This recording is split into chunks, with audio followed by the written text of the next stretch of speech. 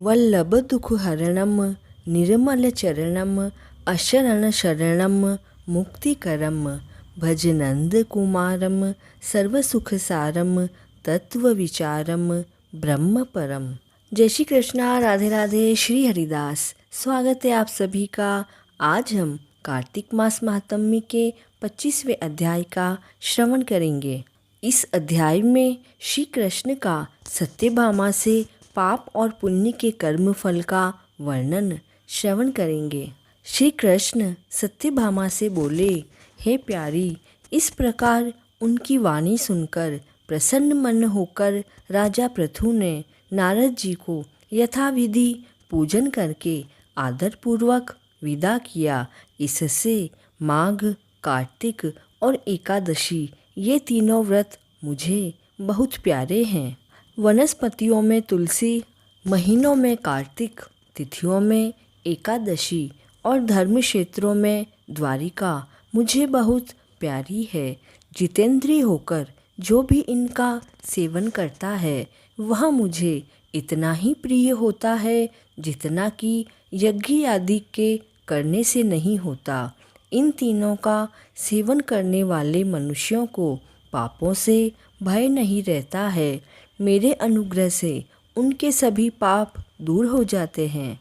तब सत्यभामा बोली, हे नाथ, आपने जो कहा कि दूसरे के दिए हुए आधे पुण्य से कलहा तर गई, सो यह तो आश्चर्ययुक्त है। इस कार्तिक मास का ऐसा प्रभाव है जो आपको इतना प्रसन्न करने वाला है।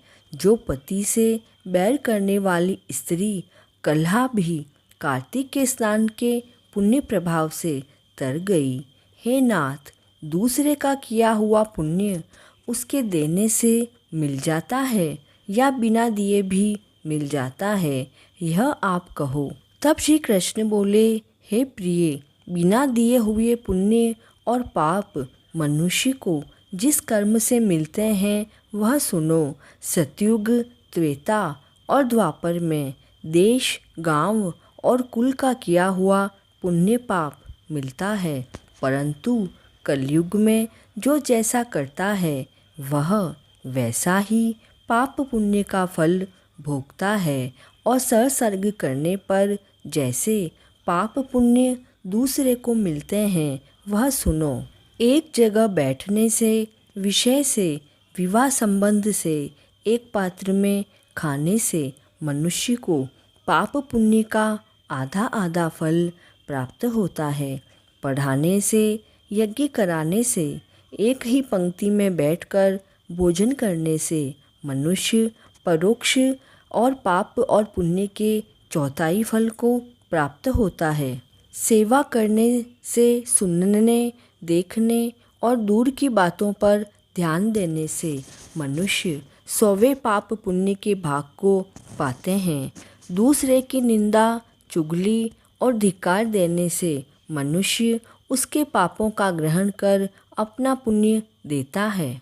स्त्री, नौकर और शिष्य इनको छोड़कर जो मनुष्य पाप पुण्य करता हुआ सेवा कराता है और उसे सेवा के अनुसार जो धन नहीं दिया जाए वह धन उसे पुण्य के रूप में प्राप्त होता है। एक पंक्ति में बैठाकर भोजन करने वाले मनुष्यों की पत्तल को जो लांघता है वह उसके पुण्य के 6ठे अंश को प्राप्त करता है। स्नान या संध्या आदि करते समय जो मनुष्य दूसरे को छू ले अथवा बात करे तो वह अपने पुण्य कर्म के 6ठे अंश को दूसरे को दे देता है।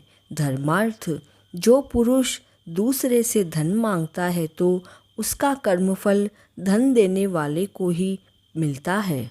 पराया धन लेकर पुण्य करने वाला पापी है और जो धनी है उसी को पुण्य का फल मिलता है। जो मनुष्य दूसरे के ऋण को चुकाए बिना मर जाता है तब वह धनी अपने धन के अनुसार उसके पुण्य फल को ले लेता है। जो आदमी शिक्षा देता है, सलाह देता है तथा कार्य को सामग्री देता है और प्रेरणा करता है वह भी उसके 6ठे अंश को प्राप्त होता है। जैसे प्रजा के पुण्य पाप के छठे अंश को राजा हरता है, उसी तरह शिष्य गुरु, स्त्री का पति, पुत्र का पिता हर लेता है। पति के अनुकूल रहने और उसके मन को प्रसन्न करने वाली स्त्री पति के पुण्य का आधा भाग लेती है। जो पुण्यात्मा पुरुष दूसरे के हाथ से दान करता है, तो करने वाला भी नौकर और पुत्र को छोड़कर छठे अंश को प्राप्त होता है। जीविका देने वाला भी खाने वाले के पुण्य के छठे अंश को पाता है। यदि बदले में वह उससे सेवा ले लेता है तो कुछ नहीं पाता, और सेवा न कराए तो ऐसे बिना दिए इकट्ठे पुण्य भी मनुष्य को मिलते हैं। इसी तरह कलयुग में भी मनुष्य को अपने किए पाप पुण्य का फल भोगना पड़ता है, परंतु कलयुग में ये नियम नहीं है। पुण्य और पाप को भोगने वाला स्वयं करता ही होता है। इस विषय में एक प्राचीन इतिहास बड़ा पवित्र उग्र बुद्धि को देने वाला है, उसे सुनो। कार्तिक मास मातम्मी का 25वां अध्याय पूर्ण हुआ। जय श्री कृष्ण।